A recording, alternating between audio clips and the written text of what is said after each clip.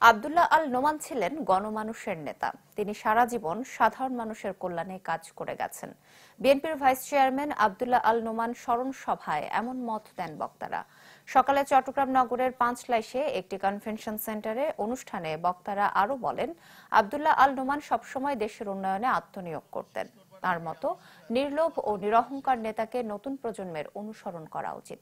City mayor doctor Shahadat Hossain ও আব্দুল্লাহ আল নোমানের ছেলে সাইদ আল নোমান সহ বিশিষ্টজনেরা অনুষ্ঠানে উপস্থিত ছিলেন।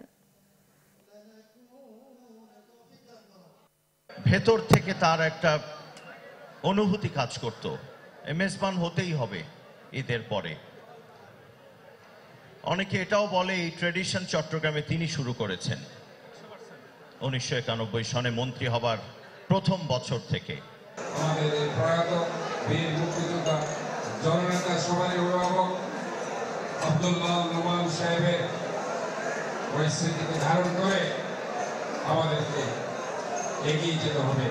একটি সুন্দর সমৃদ্ধশালী দুর্নীতিমুক্ত বাংলাদেশ, পাশাপাশি একটি clean, green, healthy, safe city, দল মত জাতি নির্বিশেষে সুন্দর একটি শহর প্রতিষ্ঠা করার